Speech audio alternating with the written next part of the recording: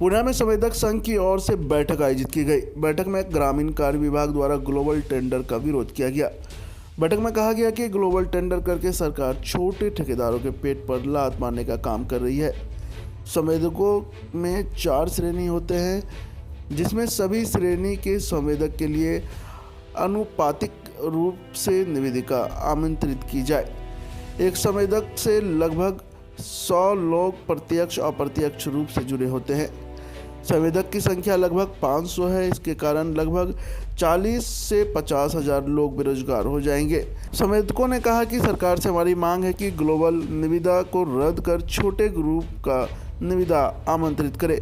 सरकार एक तरफ रोजगार की बात करती है और दूसरी ओर रोजगार हम लोगों से छीन रही है। उपाध्यक्ष हैं हमारे अध्यक्ष जी यहाँ पे उपस्थित नहीं हैं, कई कारणवश दिल्ली पटना में हैं वो, तो उनके अनुपस्थिति में हम लोग यह कार्यक्रम रखे हुए हैं। हम लोग जो है ग्लोबल टेंडर के बारे में यह हम लोग का मीटिंग है। एक ग्लोबल टेंडर, दूसरा कल है प्री बिड मीटिंग।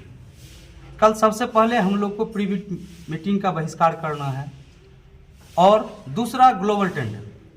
जो हमारे छोटे छोटे कॉन्ट्रैक्टर हैं, जो भी छोटे छोटे कॉन्ट्रैक्टर भाई हैं, सबको कार्य नहीं मिल सकता यह ग्लोबल टेंडर में। यह जो हमारे मंत्री आरडब्ल्यूडी के जो मंत्री हैं अशोक चौधरी जी, यह जो किए हैं यह सबसे गलत किए हैं। इससे पहले 2018 का कोर्ट से निर्णय है कि कभी भी ग्लोबल टेंडर नहीं हो, लेकिन वह चीज को वह नहीं मानते हुए वह ग्लोबल टेंडर निकाले हैं, जिसमें कि बिहार के सभी डिस्ट्रिक्ट के संवेदक संघ के अध्यक्ष और संवेदक भाई सब मिलके केस भी किए हैं और मंत्री जी का पुतला भी दहन किए हैं और इनसे उनको कोई फर्क नहीं पड़ रहा है। आज से 4-5 दिन पहले विधानसभा में माननीय विधायक क्या नहीं उनको बोले, अशोक चौधरी जी के बारे में क्या नहीं बोले उनको कि आपका भाई दलाली करता है, आपका भाई सब कुछ करता है, आपने इतना इतना रुपया लिया, आपने ही लिया है, लेकिन उस चीज को कोई विरोध करने वाले नहीं है। माननीय मुख्यमंत्री के संज्ञान में भी गया है और माननीय मंत्री जी यह क्या करेंगे वह उनके ऊपर विचार करता है। लेकिन हम लोग जो है कल का जो हम लोग का कार्यक्रम है, पहले प्री बिड मीटिंग को बहिष्कार करना, दूसरा वहां से चलेंगे अरनशाह चौक पर माननीय आरडब्ल्यूडी मंत्री अशोक चौधरी का पुतला दहन करेंगे। उसके बाद डीएम साहब के पास जाएंगे, डीएम साहब को ज्ञापन देंगे हम लोग, उसके बाद फिर प्रेस वार्ता होगा। उसके बाद सभी जो भी हम लोग का विधायक हैं, सब विधायक जी को हम लोग ज्ञापन देंगे, माननीय सांसद को हम लोग ज्ञापन देंगे और उसके बाद यदि माननीय मुख्यमंत्री जी को देंगे। यदि इसके बाद भी नहीं हुआ तो हम लोग उग्र आंदोलन करेंगे और ऐसा करेंगे जो कि ऐतिहासिक होगा कि संवेदक क्या नहीं कर सकता है, बिना संवेदक के ऊपर कोई नहीं चल सकता है। माननीय प्रधानमंत्री भी नहीं चल सकते हैं। क्यों? संवेदक ही सब कुछ करता है। यह संवेदक का कोई इज्जत नहीं करता है, कोई विभाग इज्जत नहीं करता है। यह इज्जत करना पड़ेगा उनको। यह हम लोग आगे की नीति में यह सोच के फिर बात करेंगे। मांग क्या है आप लोग का? हम लोग का मांग है ग्लोबल टेंडर को तोड़ा जाए, रद्द किया जाए और छोटा छोटा टेंडर किया जाए। परिचय बता दें। आदित्य कुमार सिंह, संवेदक संघ उपाध्यक्ष। अभी बिहार सरकार के द्वारा जो है ग्लोबल टेंडर जारी किया गया है, जो कि 25-30 रोड को मिलाकर एक पैकेज किया गया है। इसमें जो 20 करोड़ का जो काम अभी तक किया होगा वही संवेदक इससे भाग ले सकते हैं, लेकिन छोटे संवेदक इससे भाग नहीं ले पाएंगे। जैसे 25-30 रोड का जो एक पैकेज किया गया है, उसको सरकार यदि 5-5 रोड का पैकेज कर देती है तो छोटे छोटे संवेदक इससे भाग ले पाएंगे। अभी हमारे जिला में वर्तमान 5 छोटा पैकेज कर दे, 1 करोड़ से 5 करोड़ के बीच 10 करोड़ बीच पैकेज यदि कर दे तो सभी संवेदक ठीक है, सब संवेदक इसमें भाग ले लेंगे। अभी छोटा संवेदक इसमें भाग नहीं ले पाएंगे, उनके पास रोजी रोटी का समस्या उत्पन्न हो गया है।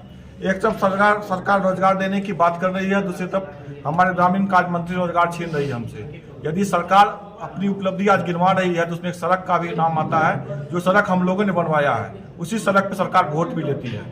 इसलिए हम लोग इस ग्लोबल टेंडर का विरोध कर रहे हैं। अच्छा, तो ये क्या है कि इस तरह का जो टेंडर है तो कहीं न कहीं उन लोगों के साथ छल भी किया जा रहा है जो छोटे तबके के टेंडर निश्चित रूप से उसके साथ छल किया जा रहा है। उनको मतलब इससे बाहर कर दिया जा रहा है। बड़े लोगों को जैसे कि अभी जो भी बड़ा टेंडर हुआ है इसमें सब बाहर के संवेदक भाग लेंगे, फिर यहाँ जो लोकल को रोजगार देने की बात हो रही है वो रोजगार नहीं मिल पा रहा है।